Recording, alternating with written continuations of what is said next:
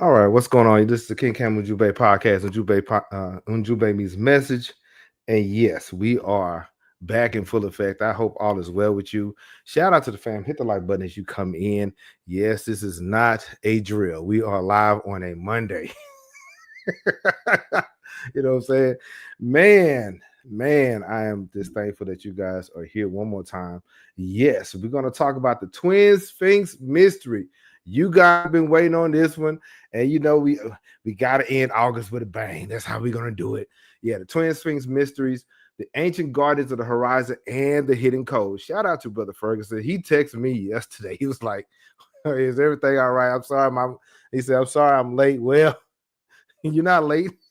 We didn't do it yesterday, and but I'm thankful that the fam reached out to me and you know things like that. But yeah, I'm grateful that Brother Ferguson and many others are here as you guys are coming in. Yeah, this is a Monday. Yeah, we finna go live, and we are live. Matter of fact, don't forget to get you something to write on, something to write with, and yeah, the last few weeks have been pretty interesting. Before we get started, uh, um, see what had happened was what had happened was uh Princess Cam wanted to get her hair done. Her aunt was going to get her hair done, and it was going to do it at my house, and so that was fine. You know, I can go live on Sunday, Sunday night, and and we do our thing while they getting their hair did. Nah, they changed locations, so which means we change locations. I can't do what I would like to do, so we had to postpone. Even though we got back in a decent hour, I did not want to rush that, and I didn't want to do the fam like that. But yes, we're back, and I hope all is well with you guys. And yeah, and and keep our family in your prayers because my mother-in-law is ill, so we gotta deal with those kind of things, and so life be life, and sometimes, and so we got to make those adjustments for the family, right? It's very important. And yes, we are here. Shout out, okay, Mr. Blue, thank you for greetings, everybody, and Sister Linda. What's going on? Good evening, King Cam, and the viewers. Yeah, and we got a surprise, Sister Linda. We got we have a surprise. I'm excited about this. I'm excited. Yeah, I'm excited about everything, but you know how it go. But let's go. All right, so we're gonna talk about the Twin Sphinx mysteries, ancient guardians of the horizon, the hidden code.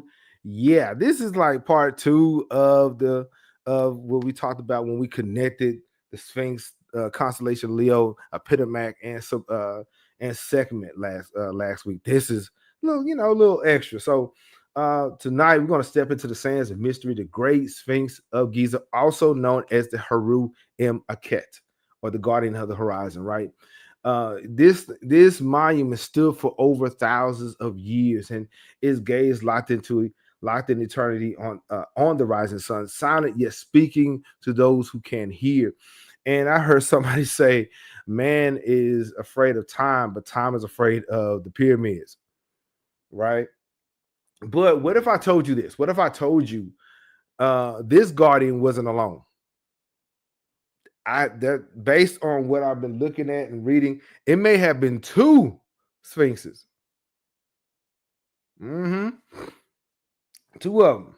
And so there was once a second sphinx or a twin erased from memory and time, buried in silence and hidden beneath the sands. And so the Heru Immaket, or the sphinx, is to me is more than a statue. It is a question, a riddle in stone, and like all riddles, it demands not only answers but transformation.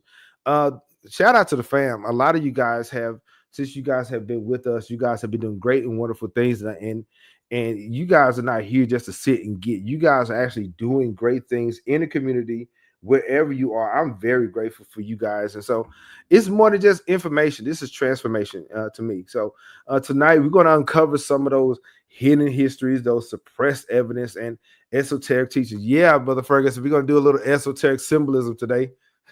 We're going to get into that today. So yeah, and and we're going to point to a truth deeper than, say, modern day science archaeology, that Kemet was never just a land of tombs and forgotten places, but a temple of initiation. So And as we go further, I want full class participation. You see what I'm saying? So get ready, because I got a few questions to ask you guys. And so tonight we all know that the Heru and Akhet, or Sphinx, is the Horus of the horizon, the mighty lion with the face of a pharaoh or a Nubian. Okay, watching eternally over the pyramids. So what if I told you that it wasn't always like that, right? And so tonight, of course, we're going to deal with our pillars. The pillar number 4. This is for those who are tracking, for those who are following. This is falls under pillar number 4, the hidden codes, spiritual sciences, symbols, and esoteric legacy of Africa. Yeah, Ferguson. He said, "All right now, yeah. Get some, go on ahead and get ready, because we finna clock in. We finna go to work. You know what I'm saying?" Hey, if we gonna come out on a Monday, we're gonna come out. Shoot. All right, man. So now here's the question. Was there truly a second Sphinx at Giza? And if so, why has history and archaeology largely concealed it?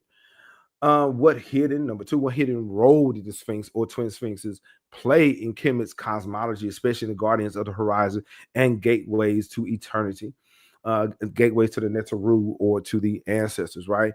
And how do sacred texts such as what does the pyramid text and the coffin text got to say about that?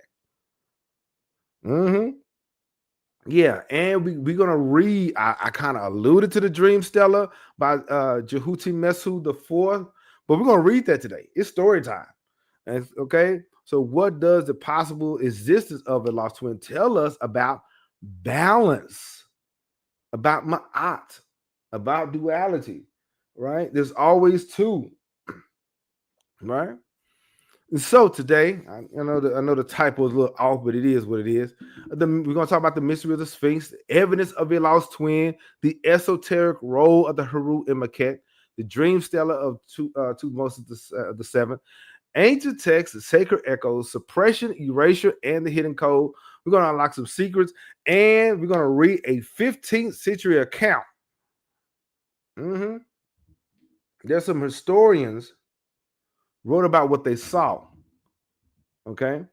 We're not talking about the modern people that just showed up about 100, 200 years ago. All right. And we got some Ujumbe member shout outs, and I'm checking roll. You understand?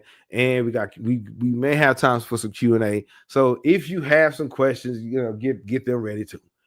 All right. So now dealing with the mystery of the Sphinx. All right. So it is on the record, it is 240 feet long, 66 feet high. It's carved from a single limestone ridge. This is what we know. Okay, it's a line due east, perfectly facing the rising sun at equinox. And in a few weeks, we will have our fall equinox. So September, I think September 21st, somewhere around there. And the conventional dating, according to modern day, it was built during the reign of Kafade. And of course, as we know, as we have learned, it is a little bit older than that. See what I'm saying? It's a little, matter of fact, not even little, I'm lying, a lot older than that. Right? Now, so here's the thing. It's just, it has a small head in comparison to the whole body. So some people believe that the actual original head was a lot larger.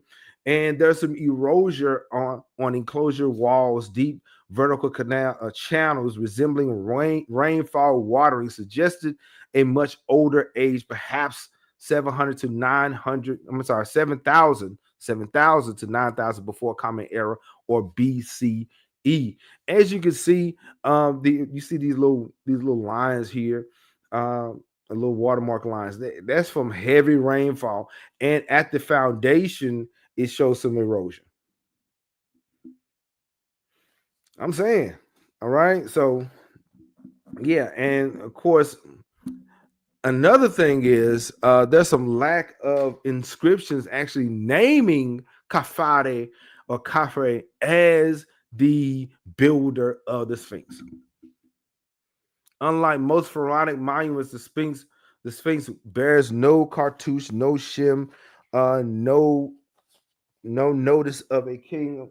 Matter of fact, if I have the book here, no, it is downstairs. But in the ancient records, ancient court cases and records of Kemet, it's not there either. And we talking about the people that wrote these laws and wrote edicts and wrote deeds. They would actually mention that Khafre was the builder of the Sphinx. All right. And here's some other things though. John Anthony West and Robert Schoch, Schooch, they argued the water erosion. They're saying it's a little bit older, 10,000 years old. And our boy Grant Hancock and Robert Bouval linked the Sphinx with the age of Leo, as we discussed, when the constellation of Leo rose at dawn, it was aligned with the Sphinx. So if the Heru Akhet, if the Sphinx was built about the same at this point in time in history, that means, come on, y'all, that means that it was the people that observed it, they've been observing it for at least 2,000 years prior to. Yeah. If it was built 10,500 before Common Era, BCE, that means that they was looking at it 12,000 BCE. Yeah. Yeah. And so that's the guardian we're talking about, the silent watcher. You see what I'm saying? And so get this, if you want to know more about that, check out Celestial Kingship and Divine Ferocity, the Great Sphinx, Sekhmet, and the Constellation of Leo. Check it out when this video is over and let me know what you think. You see what I'm saying? Let's get it. Now, let's argue. Okay, a lot of people, man, I don't have that picture, but yeah, there's an individual, there's somebody else that showed up in one of my comments on one of the videos from that I did with Ethiopia. I gotta find it, but I have next time. But he's saying that Ethiopia and Eritrea were separate groups of people and all these kind of things. I can't stand it how these people show up not understanding that the Nile Valley culture was basically one culture. They were not separated in state lines the way they are now. See what I'm saying? And they've been showing up. But hey, before you come to us, you need to read a few books before you say words. But I'll find a comment in a second. But yeah, so I still believe that the face of the Sphinx is the face of a woman. What do y'all think? Okay. Do you think that the face of the Sphinx is this face of a woman? Some people say it represents Anubis, or it was the larger form, if it was because the head is smaller in proportion to the body of the Sphinx. They're saying it is a body of the head of, say, Anubis. I don't know, because I'm gonna say this: pre-dynastic Nile Valley, they were into Set and things like that. They weren't. Anubis was more of a helper and not one of the main that to rule like that. Not like that. And so, but yeah, what do you think? Because a lot of people like to say no, it's not. But I don't know. That they say that's water erosion. I don't know why the water erosion would go sideways like that. Let's get it. So, but check out those books: The Message of the Sphinx by Graham Hancock and Robert Bouval, and The Secret Chamber. They're pretty good. If you're into that kind of thing, check it out. Let's get it. Now, my thing: if the Sphinx was a guardian, who or what was it guarding? And could there have been two guardians balancing each other across the cosmic horizon? Like the Sith, the rule of two. There's always another. See what I'm saying? Now, of course, there with the mystery of the Sphinx, the evidence of the lost twin is coming up, the esoteric role of Heru and Akhet, the dream Stele, ancient texts and sacred echoes, suppression, erasure, and the hidden code, unlocking secrets. We're gonna read a little bit of the 15th century account, Ujumbe member shoutouts, and I am still checking roll. You stand now. The evidence of a lost twin. Okay, here we go. Before I get into that, though, before I get to that, before I get into that review. Now, it says, according to the video, Guardians of the Afterlife, Secrets of the Four Sons of Horus in Ancient Egypt. Who were the four sons of Horus? Was it Ka, Ba, Jamutef, and Anubis? Imseti, Osiris, Jamutef, and Jehudi? Imseti, Happy, Jamutef, Capsanet, Jehudi, Thoth, Geb, Set, and Sobek. Now, the answer is Imseti, Happy, Jamutef, and Capsanet. I think a lot of people are answering these questions without reading the answers or even paying attention to the video. That's what I'm thinking. I'm thinking a lot of people are just answering. Bro, don't do that. Don't embarrass yourself. If you got it correct, you got an A for the day. If you got it correct, you got an A for the day. Sister Lynn said, even though the nose is gone, both look the same.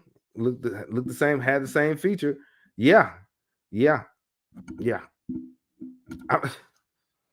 I'm saying, and believe it or not, over 100 years ago, the original people of Kemet, just 100 years ago, the original people of Egypt looked like her. You see what I'm saying? It looked just like her. So I don't, that's, and then matter of fact, shout out to One Voice Africa, shout out to Brother Isu. Yeah, he's greeting everybody to come in. As a matter of fact, I believe that it was the Nubians who showed Howard Carter the knowledge, who gave the knowledge of King Tut to Howard Carter. Yeah, I really think so. I think the Nubians were still active all the way up to about 100 years ago. You know what I'm saying? I just think that. Okay. Shout out to Volta. What's going on, fam? All right. So what do you think? All right. Sister Lynn says, even though the nose is gone, both have the same features. Yeah. Yeah. All right, let's continue. Let's continue. All right, now the evidence of a lost twin. Now we have some sacred geometry. We have some sacred symmetry. Egypt's architecture favors balance. There's always ma'at. There, even in this image here with King Tut. All right, there's two of them. Matter of fact, in his tomb there was two statues. It was in black and gold. Twin. The Egypt's architecture favors balanced twin obelisks, twin pylons that dual goddesses Isis and Nephthys, twin crowns, the upper and lower Egypt. Would a single guardian at Giza break this sacred law? Would they just, after all these centuries of duality and twos and positive and negative, all of a sudden he just, we're just gonna do one? I don't know about that. I don't know about that. See what I'm saying? Yeah, and then we got historical whispers. Centuries later, we have Arab historian or chronicler Magrizi, Al Magrizi in the 15th century wrote of two sphinxes. This is 15th century. This is in the 1400s. Then those early explorers noted asymmetry in the plateau. It was fixed. It was shown as if two sphinxes were supposed to be there, and they were saying that it was designed to basically face each other, just like this one.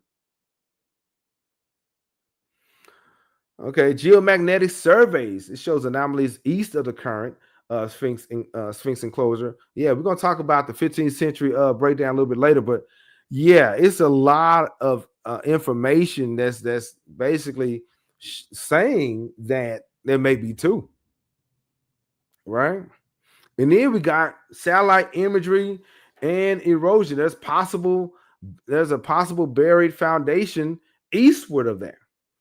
Okay, weathering on a plateau suggests that another structure once stood in the opposite or across the Nile, facing the other Sphinx, looking westward. Man, think about that. Think about it. You have one Sphinx facing east and another one looking west. Yeah, yeah. You know, It's a lot of parallels in that. It's a lot of parallels in that. So then we got African parallels, right? And so we have Nubia. The temples are flanked by lion guardians. And shout out to the Nubian fam. And we discussed the lion temple of Apatamak and many others, but they have their temples lined up with lion guardians facing both ways, facing each other. And we have in the Yoruba culture, shout out to Yoruba fam in Nigeria, twin guardians at the threshold, the Ebji twins. I may be mispronouncing it, but the FG twins. And then, of course, there's a masculine and feminine in that also. You see what I'm saying? And so, by the way, somebody asked the question. I hope you do. I hope you do one on how Nigeria is connected to Kemet. Oh, man. And then shout out to Tianis Tillman. Yeah, shout out to Library Without Borders. Asked me to make an entire connection. Get this. Libraries Without Borders. Shout out to the family in Canada. Asked me to make an entire connection with the Nile Valley, Congo, and Nigeria, like a triangular kind of thing. I mean, y'all trying to put me to work. Man, yeah, it is a thing. Okay, I'm gonna say this. We had a discussion before how we had the Nile River here, we had West Africa, but right in the middle was Lake Chad. That was an oasis for a lot of travelers. You see what I'm saying? Let me see what the fam is saying. That would mean the Sphinx is Akhet. Yeah, because Akhet with the T, Akhet with the T at the end would make it feminine. Akhet would make it masculine. Yeah. Yes, sir. And for the family in the back, I'm for those who are weird. A lot of people with a European mindset, with a Mediterranean mindset, with a outside of Africa mindset, would like to believe that this was a racist trope that King Tut is doing. It just basically illustrates that he is the Lord above everybody. Because it's not just a black face down there, that's a brown face too. So congrats on your achievement. Hold on, see. Wait a minute, I'm holding on to the good news, but I got something for One Voice Africa for Brother Isu too. So he jumping the gun. Oh man.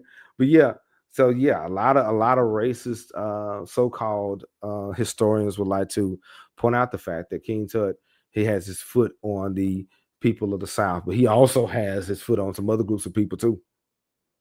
You see what I'm saying? All right, let's get it. Now, here we go.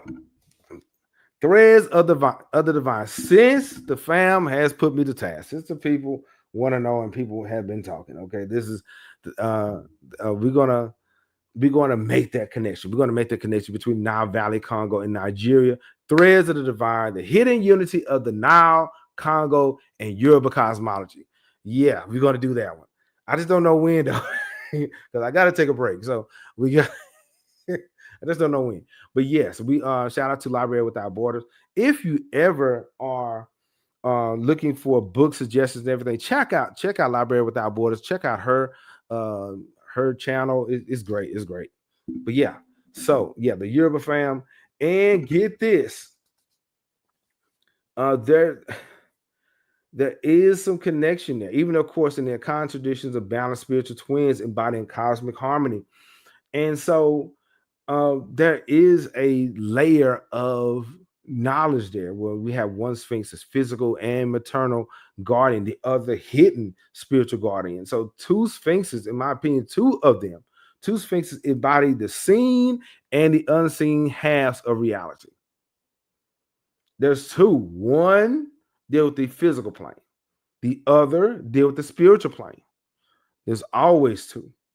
Okay, twin Sphinxes embody the seen and the unseen realities. See what I'm saying? So it's very important that we understand that the people of Kemet, their knowledge and their understanding was kind of reached far beyond what we can understand, right? And so they saw that duality in everything. They saw the physical and spiritual in everything. This is like just like black people. We black people everywhere. We try to find the spirit in everything. See what I'm saying? Let's go. All right, so let me see here. Now, if you are enjoying the content, by the way, like and hit the subscribe button so you don't miss anything, because yeah, the fam has started to make this this journey a little bit more epic. The family and the alumni has turned a corner, and this is gonna be fun. Let's go. So now, of course, deal with the mysteries of the Sphinx, the evidence of the lost twin, esoteric role. Now we're going to get into the dream stela of Jehuti Meso, a few ancient texts, suppression, erasure, and hidden code, and we're going to unlock some secrets. Now, dealing for Brother Ferguson and Brother Mo. Okay. By the way, shout out to Brother Mo. He is studying to level up in his career. I wish him well. He's doing fantastic. He's still part of the Ujumbe fam, but he's quietly studying and trying to go to the next level in his career. Ain't nothing wrong with that. You understand me? So, but get this: the Sphinx is more than, say, stone. It is a lion's body representing earthly power, instinct, projection, protection. While the human head embodies the mind, it represents the mind of the spirit, divine reason, and order. Its alignment at Giza is no accident. This was purposeful, and this was strategic. It bridges heaven and earth. It bridges Geb and Nut, serving as a threshold between the visible world and invisible mystery. Shout out to the fam. Shout out to Brother Ferguson and Brother Rashad. They're going to love this. The Sphinx teaches in silence. Okay, the African Kemetic mystery systems and traditions, silence is a vehicle for hidden knowledge. Now, I don't have an image here, but get this. Nephthys, for those who are into King Tut and remember his tomb, Nephthys was guarding a chest which had his sarcophagus on the inside. Tutankhamun represented the hidden one. At that point, when he was put into his tomb in the King's Valley, he represented the hidden one, the unseen. That's for free. So initiates learn to listen with the soul and the spirit to perceive the subtle messages embedded in stone, wind, and shadow. Wow. Thank you. Thank you very much. Thank you very much, Brother Isu. This man has been a great supporter of the podcast since he's been here, and I really appreciate it. I really appreciate you guys. You guys don't know. I'm gonna get to it in a second, but you guys have been a blessing. You guys have been a blessing to me, and this has been a great journey. So, and am I stopping? No. Am I taking a break? Yes. But I'm going to do that hopefully in about a few weeks. But yeah, but we're gonna talk about that in a second though. But yeah, so let's consider the idea of a twin sphinx, of dual mentalities, right? If one sphinx stands in the sunlight, could this counterpart hidden represent the shadow, the lunar principle? Remember, we talked about the different kinds of priesthood. One of the priesthood of a moon, where it was active in the daytime. There was another priesthood of Kansu, or even Jehuti, and many others. I may, don't quote me, but a lot of them was active at night. See what I'm saying? So there's a lunar principle, the unseen aspect, the feminine energy, like Brother Volta mentioned about the Akhet and the Akhet with the T. Okay, together they form Ma'at. They form balance, duality, and cosmic harmony. And so there's symbolism there. Okay, I love this, Brother Ferguson. I love this picture right here. The lion's body. Okay, the human head. Right. I'm gonna get the lion's body, human head. The lion's body, the earth, instinct, and power. The human head, the mind, order, divine reason, alignment, bridging between heaven and earth. I'm gonna get back to that picture in a second. But silence is initiation. Remember that. Silence is initiation. Sphinx teaches without words. And there's a lesson that a king learned by sitting with the Sphinx. We're gonna get to that in a second. In African mystery tradition, silence transmits hidden knowledge, right? And so now we have, get this. So, in a sense, to walk between the twin lines is to walk the razor's edge. One endeavors, the other's redeems. One one faces them, and the other is to face yourself. One faces the outward world, the other one faces the inward world. Okay, so now, but man, I need to put this on the shirt. I ain't lying, but the Akhet, this symbol here, with the two lines and this little like two little hills and the sun setting or whatever, that is the Akhet. Okay. Beyond the stone lies the Akhet, the horizon, the sacred threshold where Ra rises and sets, where life meets death and the spirit meets matter. The Akhet is depicted as two mountains flanking the sun, the Heru and Akhet. Okay. The twin guardians of the cosmic doorway. Okay. Think about it. Giza Plateau as the living Akhet. Okay, one sphinx visible, solar masculine, the other one hidden, feminine, together guarding the passage of consciousness itself, right? And so this is another image here.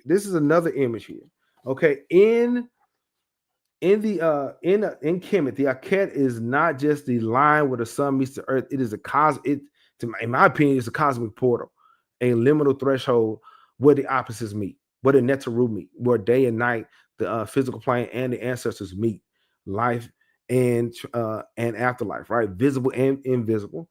It's the point where the spirit crosses into matter and matter returns to the spirit. Now, before I go further, check this out. These are two lions, or you can say lepers, I think, but there's the Akhet right there. And this is binding them. This bar here binds them. But get this, one is looking towards the past, and the other one is ever looking towards the future. Yeah. And so, and right there in the middle is the present. That is the Akhet. Think about that. The Akhet is always depicted as two mountains or twin peaks with the sun rising between them. These are the guardians of the horizon. It's two of them. The liminal pillars at the frame that frame the passage of Ra. Think about this. If the Sphinx itself was one guardian, could the lost twin be the other, forming the sacred Akhet at the Giza Plateau? It's kind of out of balance right now. It's kind of at its fit. Okay. One visible, solely masculine, and the other one unseen. And so think about the pyramid text. The pyramid text has something to say about that. The doors of the sky are open for you. The doors of the news are thrown wide open for you. The doors of the horizon are thrown wide open for you, that you may go forth by day. And you may have power over the body. You are Heru or Horus in the horizon, the great one. The two lions are your guardians at the gate of the sky. Okay. Notice the doors of the horizon. See, Akhet, the gateway between worlds.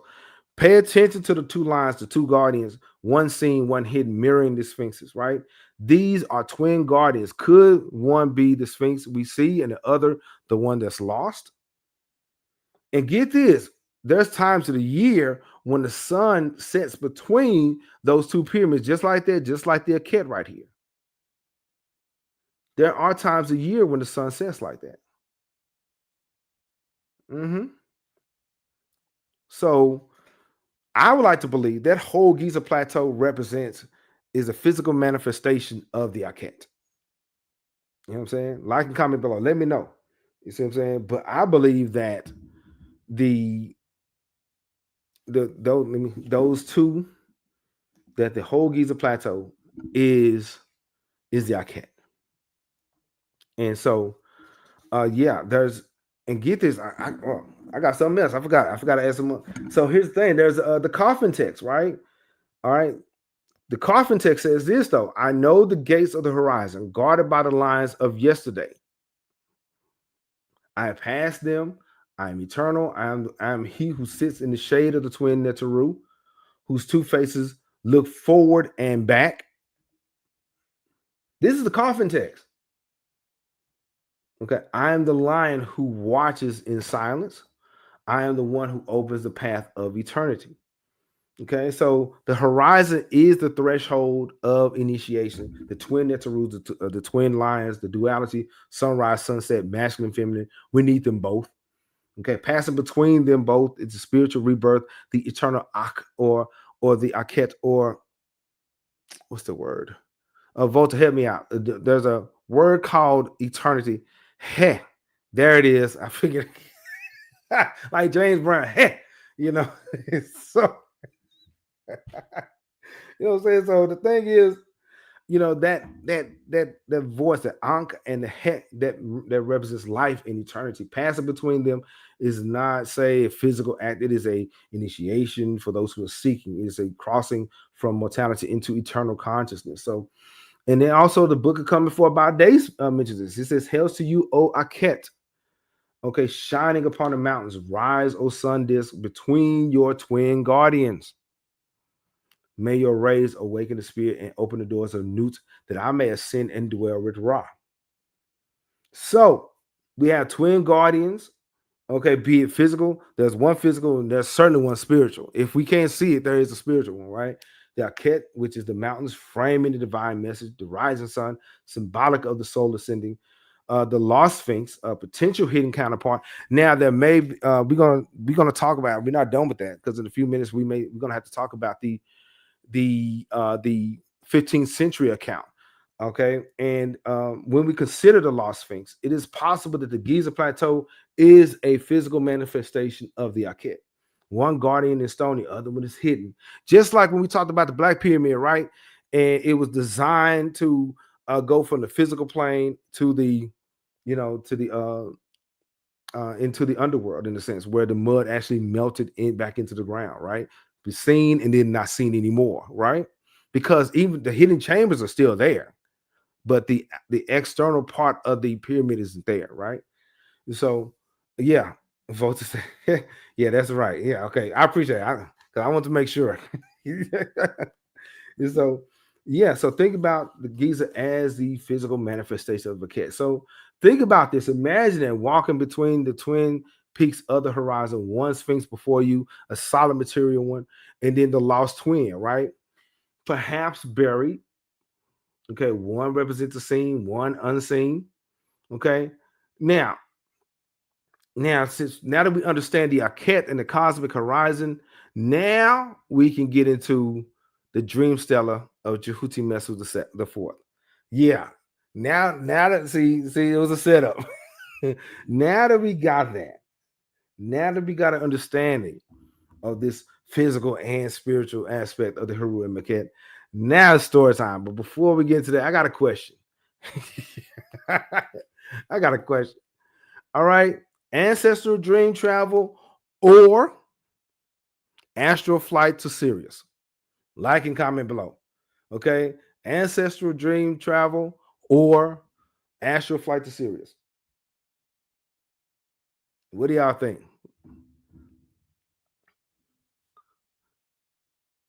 Let me know in the chat. Let me know. Like and comment. And if you're on the replay, put that in the replay too.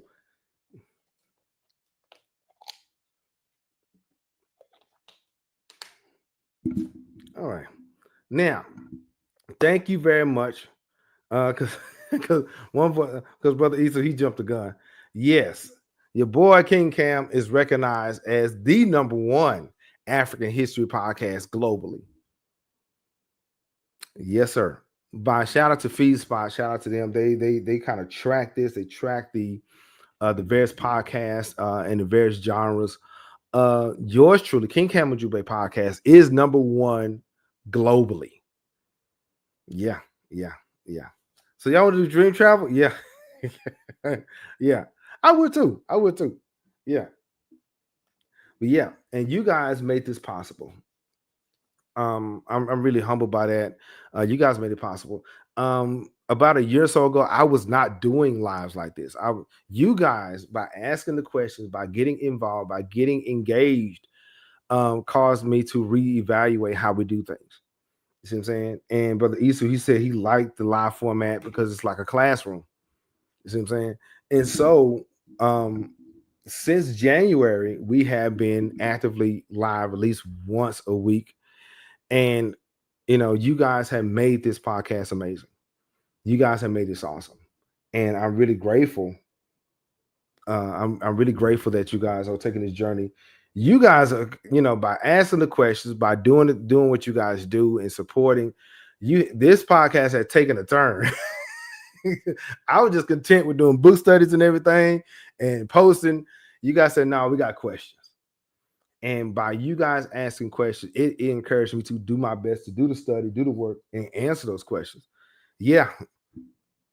One Voice Africa says, we want more on the way. Yeah, it is. It is. It is. It is. So, but yeah. We are King Cam Ujumbe Podcast, according to FeedSpot. Check it out.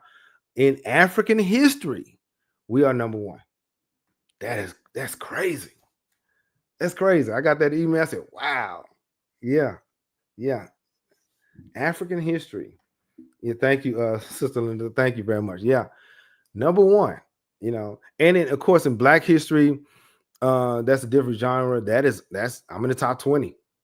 So yeah, and you guys have made this possible. You guys are awesome. I really am thankful and I'm blessed to have you guys taking this journey with us. And believe it or not, yeah, this us going live like this, it just become a thing, just 6 or 7 months ago. It wasn't even a thing. So I really appreciate you guys. Appreciate your support. I appreciate your the members. I appreciate everybody, all the questions. I may not be able to get to it right away, but I try my best to get to it. And it means a lot. It means a lot. There's been, to be honest, I'm not lying to you. There's been times where I feel like I want to stop. Yeah, there's been times where I was like, forget it. I don't want to do it. I'm tired, but to be honest, it's this journey is kind of, it's rough, especially when you are trying to do your best by telling the truth, by telling truth based on what you read and studied, not from a soundbite or some kind of racial perspective. It gets like that, where we have other people or even AI African history podcast that's like 100,000 followers and all that, and it's just a robot talking. No, but you guys have kept me encouraged and kept me going, and I'm really thankful for you guys. So that being said, we got a few more things. We got some things going. We got some things cooking. So I really appreciate it. We're not stopping. This ain't it. And thank y'all for being patient, because yesterday I had to take care of family. So we had to take care of some things. So I really appreciate that. But let's get it now to the business, right? Get all that talking. So between the paws of the Heru and Akhet is a granite slab or a dream stele erected by Pharaoh Thutmose the Fourth. He said the generation is shifting. Yeah, brother. He said the generation is shifting. More African want to know about African history. Good times ahead. Yeah, it is. Yeah. And some people are unafraid to tell it. See what I'm saying? That's what that is. And I'm one of them. All right. So now, remember, the Pharaoh is seen as the living Heru. Okay. In Egyptian theology, remember that in Egyptian theology, the Pharaoh was not merely a mortal king. He was a god king, an intermediary between the divine and human realms. Right. Upon ascending the throne, the ruler was identified with Horus. Okay, the falcon-headed Neteru of kingship. And upon death, he became one with Osiris, the god of the afterlife, as well. And as time went on, shout out to Baba Yakia. He makes sure I'm correct on my dates.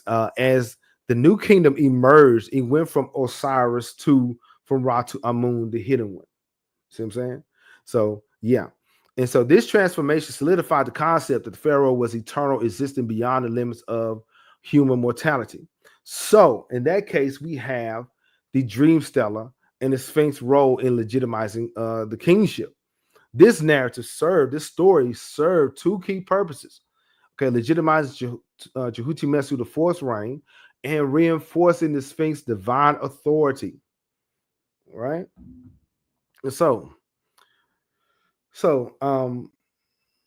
Now get this, okay? The Sphinx is seen as the Heru and Akhet, or Horus and Horizon. Kingship was not given by conquest, but it was given through vision and through the ancestors. And the Sphinx was seen as an oracle. Remember, The Sphinx teaches in silence. And so, clearing the sand, clearing illusion, restoring hidden truth. The hidden question is some of this, a lot of the text is damaged, but it's still you see two sphinxes here, right? So now we are at the point in time where we discuss the dream stele, one of the most mysterious contested monuments in Egyptian history, carved during the reign of King Jehuti-Mesu IV, and placed between the paws of the Sphinx of Giza. This is a replica. This is a design or picture of it, right? It speaks of kingship, divine guardianship, and perhaps the hidden truth that there's more than one. But now, here we go. This is what I'm reading here is the dream stele. It's a narrative. It's a translation of the story. Okay, and so, but before I get into the story, now on the left hand side, okay, let me break this down real quick because Brother Ferguson he wanted me to break this down. I need to do that on the on the left hand side. Okay, we have the king of Upper and Lower Egypt, the Lord of the two lands. It says, Men Kafari to Huti Mesu, the appearance of appearances bestowed with life. Now, on the left-hand side is him greeting the Neteru with a Nimset vase. He's preparing the offerings. He's doing his thing, right? All right. So we have that on the left-hand side. Of course, we have Nekbet and Wajet, okay, providing divine protection over the king, right? And these are his names. This is his name broken down here. And of course, notice, look at that. Right above the Sphinx is the Akhet, Heru and Akhet. Right there. Yeah. That's his name. Okay. And if you notice, that's the Insubiti. Okay, that's he's the Lord above all. He's the Neb Nebu, Jesseru, not Jesseru, but Neb Nebu, the King of Kings. You see what I'm saying? And he is the Insubiti, right? And on the right hand side, okay, that is, of course, the Heru and Akhet speaking. So I give strength to the Lord of the two lands, Jehuti Mesu, the appearance of appearances, right?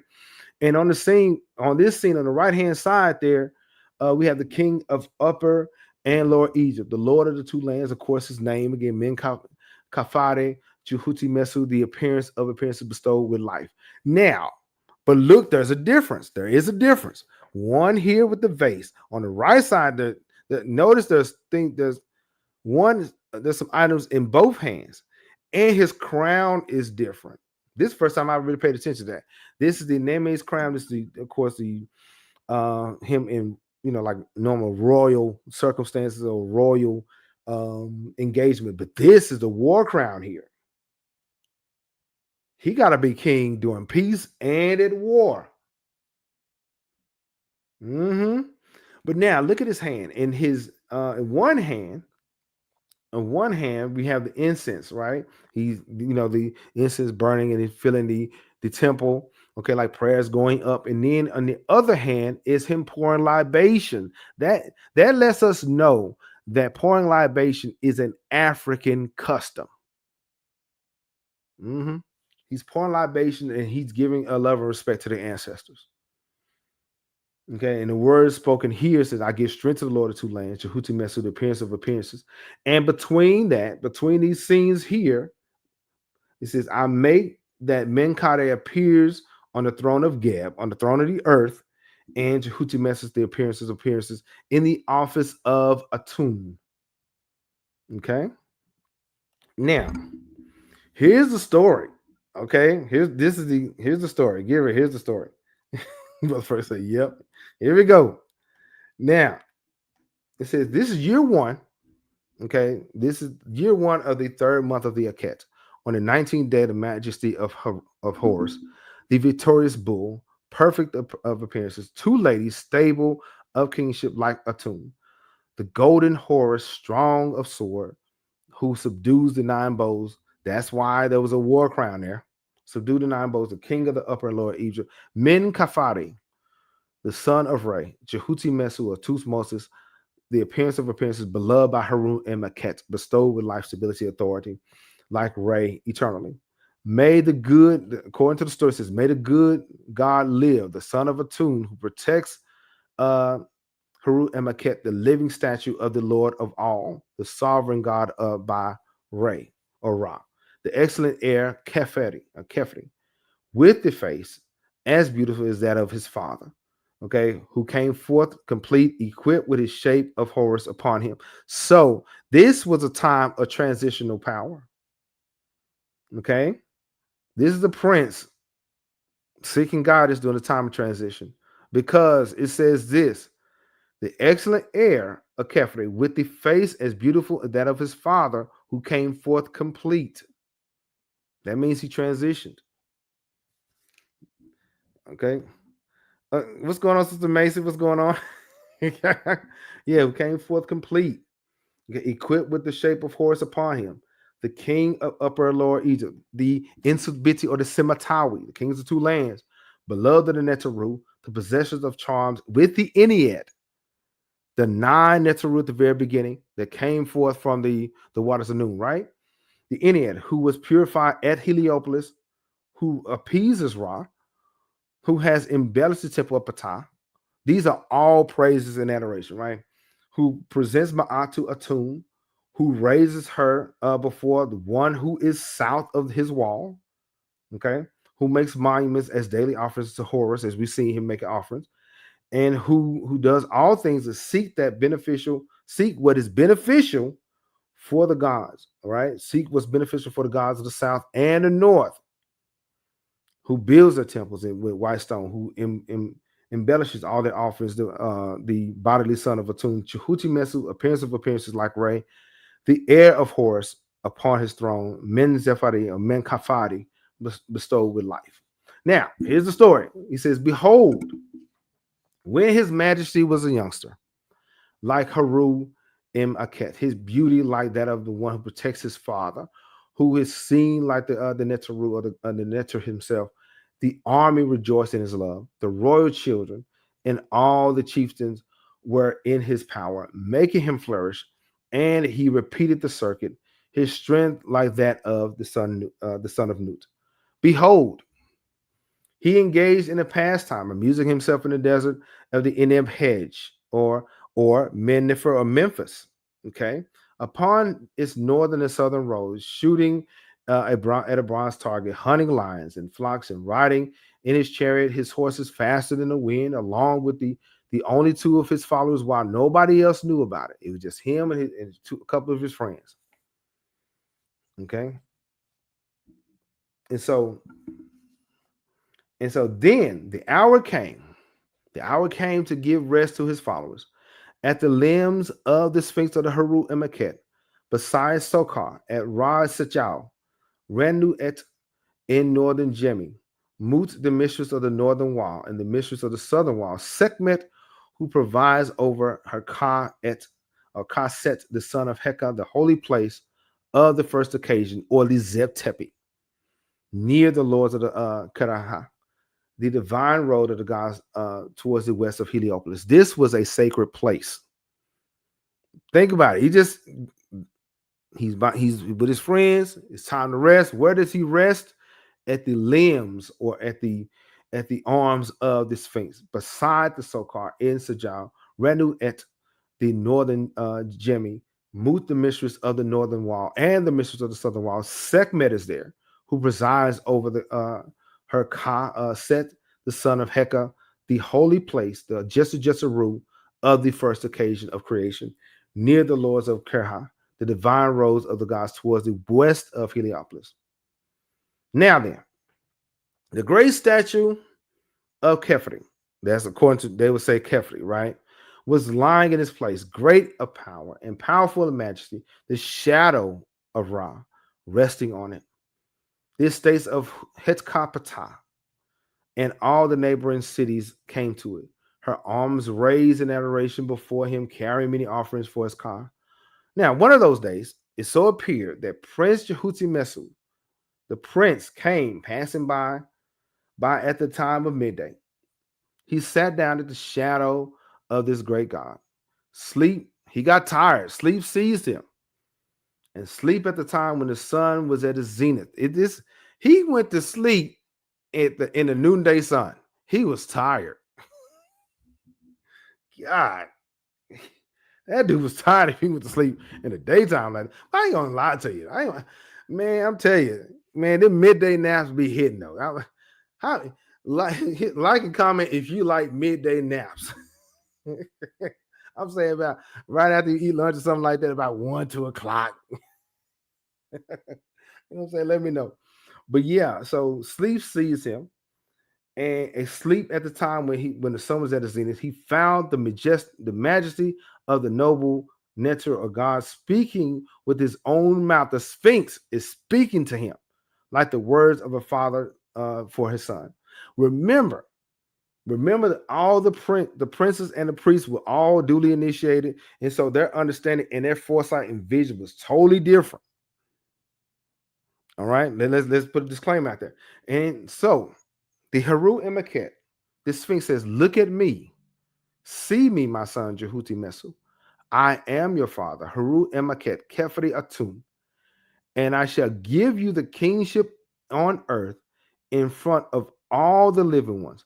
You shall wear the white and red crowns upon the throne of Geb, the hereditary prince. The earth shall be yours in its length and width." In other words, everything that the eye of the Lord of all that it illuminates, or Ra, the food of the two lands shall be yours, as well as the great tributes of every foreign land. Your lifetime will be a time great in years. My face is yours. My heart is yours, as you are a protector to me, for my current condition is like one that's in need. All my limbs, as if they were dismembered in the sands of the desert, which I lie have reached me. So at this point, the sands have almost buried the Sphinx, basically almost to his neck. So run to me to have that done which I desire, knowing that you are my son and my protector.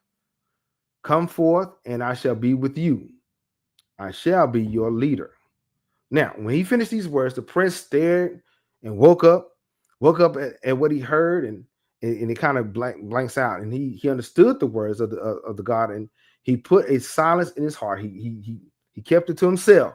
Then he said, "Let us hasten back to our home in the city. We shall set aside an offering for this nectar for the god, and we shall bring him oxen and all the vegetables, and all the arms shall be raised in adoration to those who were there before us." He was saying, "I'm going to pay homage to him and the ancestors. Noble Kefren, the statue made for Atunre, Heru, and Akhet. Days of festivities, many of my majesty for her, for Kefri in the horizon of the West Heliopolis in." And then at this point, at the bottom, it kind of it just is cut off. I wonder why. I wonder why. So here we see that the Sphinx is speaking directly as the Heru Emaket, as the rising sun, the Lord of Horizon. But scholars have noted the stele is damaged, and some claim that its missing lines may refer to the two guardians or two lines of the horizon. So, but get this. To Moses the fourth, he did excavate the site, and he did become king. He said, "Set me free," and he said, "I will be with you." And I think that's important. That's an important thought as far as historical preservation, preserving history, preserving the knowledge that we know, uncovering those facts, uncovering that information. The ancestors are actually asking us to free them. It's just thought. All right, so this is where the pyramid text amplified this riddle in utterances, say 600 and 364 in the pyramid text, and we find that language again. We mentioned it earlier. The doors of the sky are open for you. The doors of Newt are thrown wide open for you. The doors of the firmament are thrown wide for you, that you may go forth by day, and you may have power over your body. You are Horus or Heru and Akhet, the great one. The two lions are your guardians as the gate of the sky. Here we find the two lions, the guardians of the gates. Many Egyptologists they dismiss it, but it's very symbolic. We can't bypass that. We can't gloss over that. But if you place this beside the dream stele, if you place the two sphinx next to the dream stele, it's a possibility that the Giza complex had two, and it represented these twin lines of the horizon. One remains as a sphinx, and the other one perhaps lost or destroyed or buried beneath centuries of shifting sands, because this sphinx was actually, neck deep in sand. Okay, and also we have the coffin text. I am he who sits in the shade of the twin Neteru, who guards the secret of the horizon. Wow, guarding the secret. Get back to guarding the secret of the horizon, the prince of that secret, whose faces look forward and back. I am the lion who watches in silence. I am the one who opens the path of eternity. This spell aligns with the image of the dual sphinx, one looking east and one perhaps west, embodying the horizon itself. Okay, morning and evening, birth and death, renewal and decline. Think about it. Think about that. Think about this concept. But it's baffling and amazing to know that the dream seller shows Jehuti Mesu being chosen by the Sphinx, and he became king. And the pyramid text also describes two lions who guard the gates of the sky. Then we have the coffin text describe the guardian with two faces, okay, sitting on the shade between the twin Neteru. Is this all allegory or metaphor? Or is it a memory being recalled? You see what I'm saying? And then there's another one. There's some more pyramid texts. I told you we're gonna get to some sacred texts, right? The double lion gods Heru open the earth for you that you may pass. This is pyramid text also. They open the doors of the sky that you may ascend. Okay. Also, it goes on to say the lions of yesterday and today lie on their bellies, their backs towards each other. Pyramid text. They guard the passage of Ra as he journeys through the sky. Then the coffin text says, I know the gates of the horizon guarded by the lions of yesterday and tomorrow. I passed them. I am eternal. So we have the two lions, the Akher and the Akhet, guardians of the dawn and dusk, the Sphinx, earthly embodiment of these cosmic gatekeepers. To pass them, that is an initiation. Okay, so the dream stellar promises Jehuti Mesu kingship if he restores the Sphinx, which he did. But the deeper promise may be this: that true kingship, the true rulership, true mastery of the land can only come by harmonizing with the ancestors. The single Sphinx we see today is a riddle in stone, I think. But the voices of the pyramid text and coffin text still whisper about a twin. So what do you think? What do you think? What do you think? Like and comment below. What do you think? Is the missing Sphinx a literal twin, buried or dismantled, or is it symbolic? Okay, erased by later priesthoods to consolidate solar cults of Ra at Heliopolis. But now also, I'm gonna say this. Even I'm gonna put that out there. It's okay, Macy. He joined late. It's all right. But check this out. We know for a fact, for centuries, when a group of people decided to invade Kemet, they used a lot of their stones for their buildings, be it churches, be it mosques, or they will build right on top of these sacred monuments. So it's not too far-fetched to believe that maybe the second Sphinx was there, but it was stripped.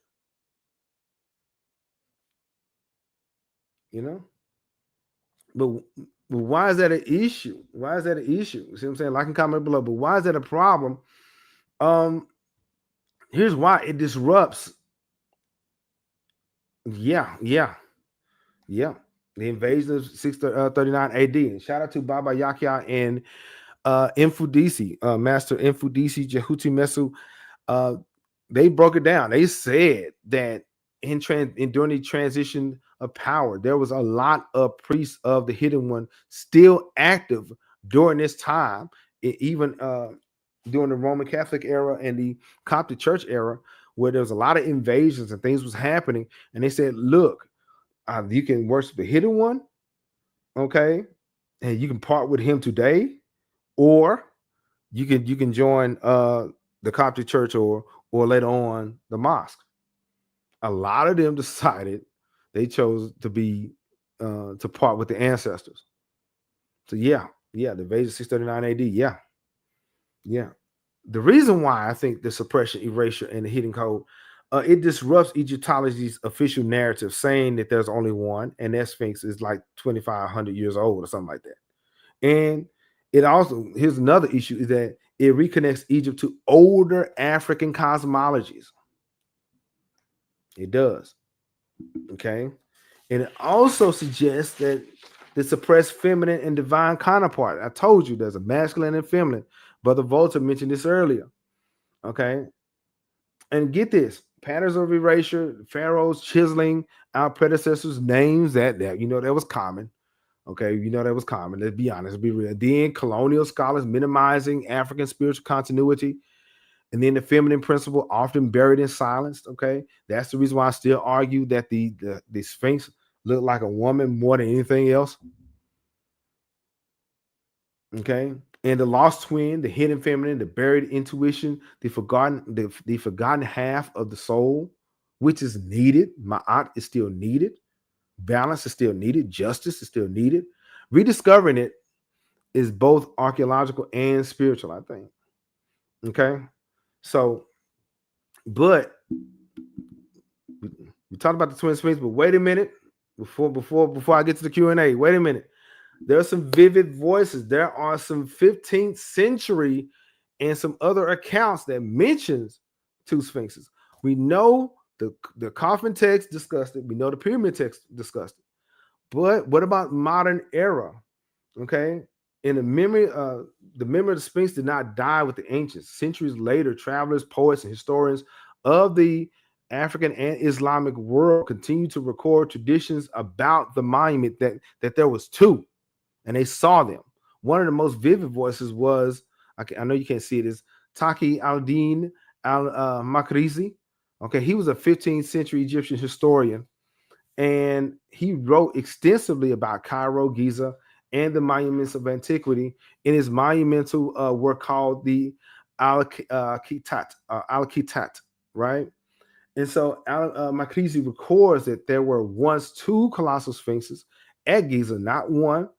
One still survives. The other one we know today. That one we know today. But according to his account, another twin sphinx once stood in the opposite side of the Nile.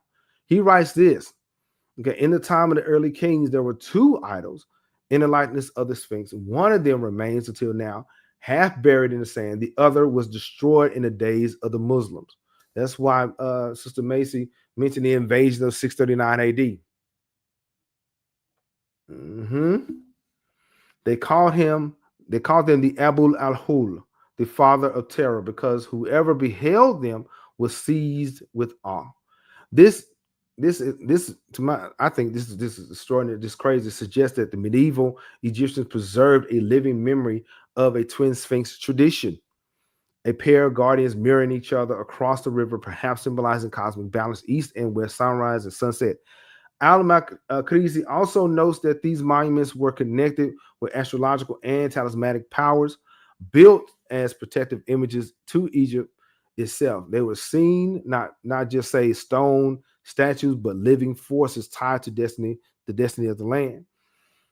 And so, yeah, this kind of knowledge, this kind of information, when it comes down to the twin sphinxes, of course, we have the Dogon. We have those. We have the medieval sources that give us that, but I like to yield the fact that that the people of Kemet mentioned there was two. You see what I'm saying? And so we have history, we have some hidden evidence, the dream Stele sacred text, esoteric interpretation, and erasure. So I think maybe the second Sphinx is not lost at all. Okay. It may wait, it may be something that's within us. Okay, calling us to restore balance, to awaken what has been forgotten. Okay. And so the guardians, I think the guardians still stand. The sands may bury them, but the spirit never dies, right? The Sphinx, the Heru and Akhet still speaks to the willing who wants to listen, right? Now, so this is the Twin Sphinx Mysteries, but there's a couple of books. There's a couple of books, you know it. All right, we have the Egyptian. For those who are interested, the affiliate links are in the description.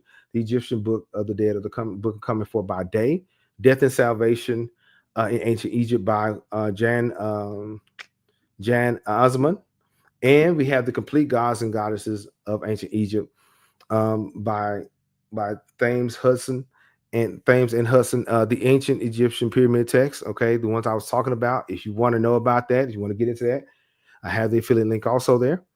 And of course, we're still in our book, The Ethiopians: A History by Richard Pankhurst. Hopefully, if not this week, we'll do another. We're going to make another episode. We're going to be in chapter. Matter of fact, here it is. Let me see. I think it's chapter 7. The seizure of Massawa. Yeah, yes, sir. Yeah, we're right in the middle.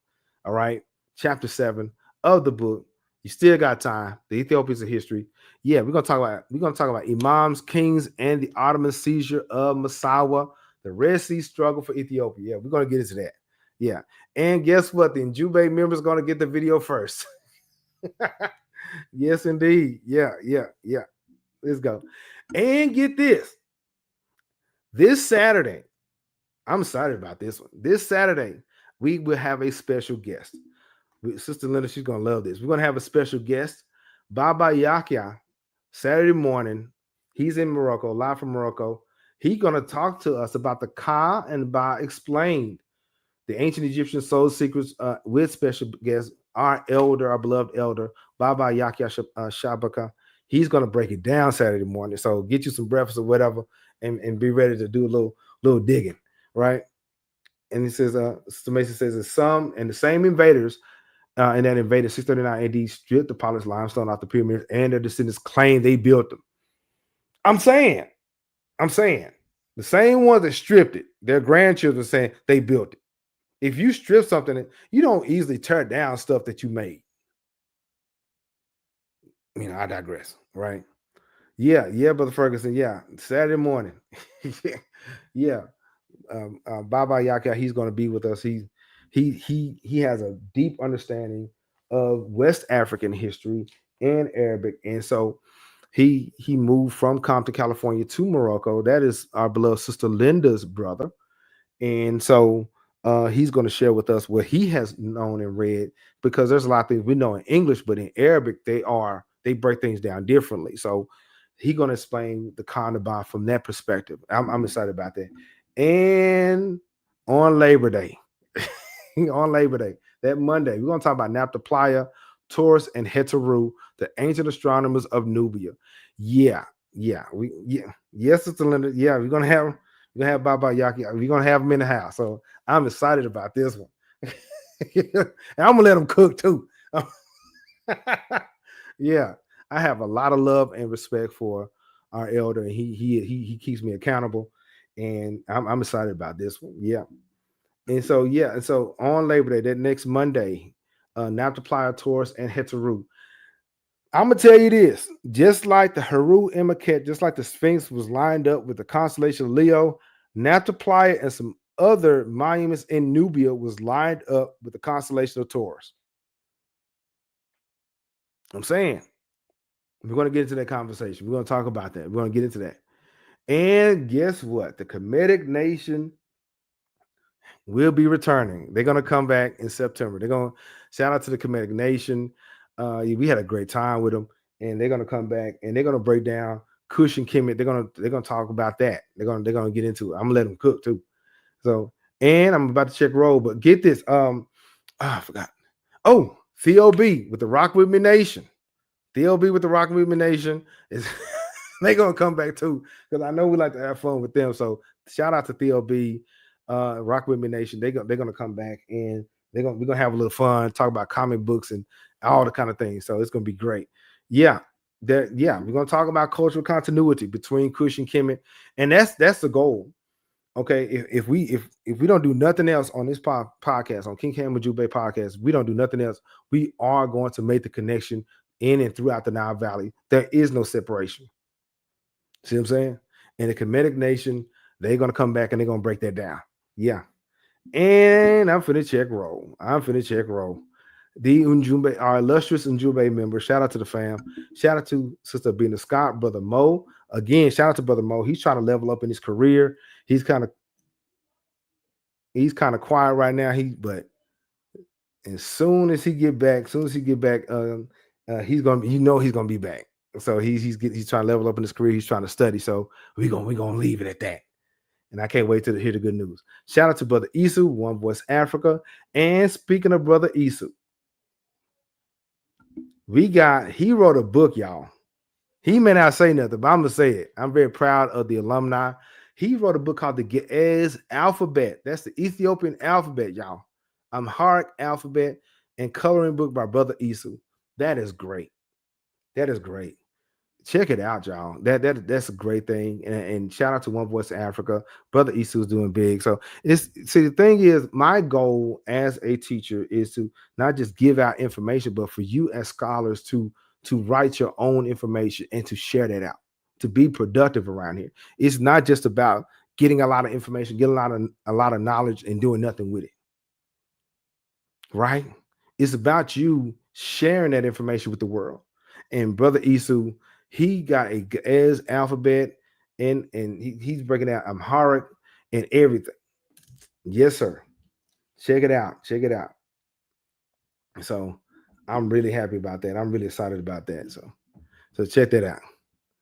So next thing, so join the Ujumbe membership. They get heads up on all the videos and everything, and they also help me figure out what we want to do and discuss next. So join the membership, y'all. Now, gotta check roll, right?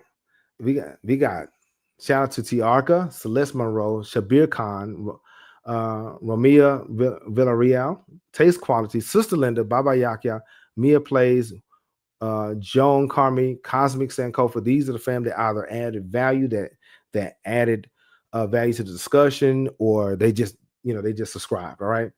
And the Ujumbe alumni, Black on Black, King Pharaoh 7683, Valerie J, Danita Smith. Check out Danita Smith's YouTube channel. Check her out.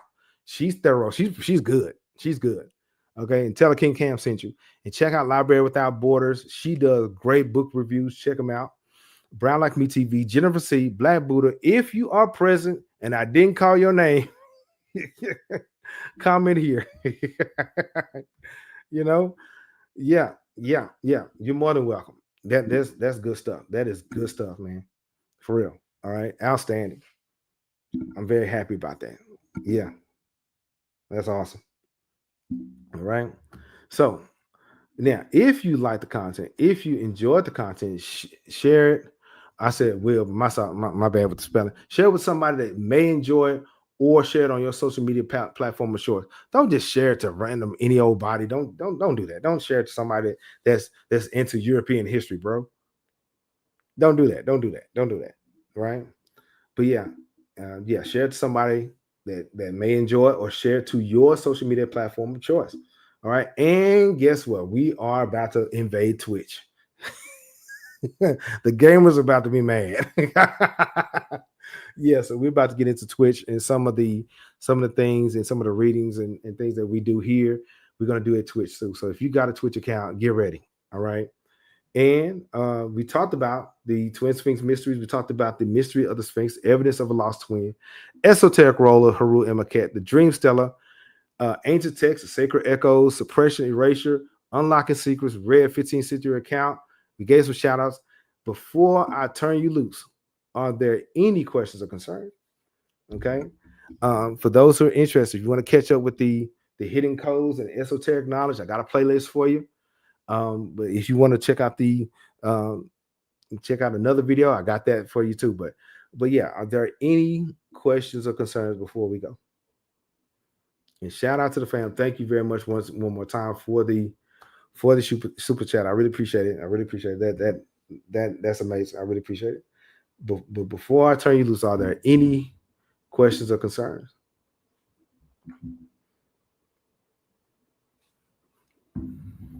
Okay, so and just remember, Saturday, Saturday we're gonna get with Baba Yakya, Shabaka, and then we're going to on Monday we're gonna have a discussion on Monday dealing with Naphtaliah, Heteru, and Taurus. Right?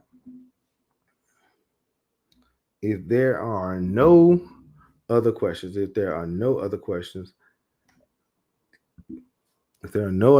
like I said, we got a playlist for you if you want to catch up. And we talked about the celestial and divine kingship. Um, also, before I go, let me see if I have the book.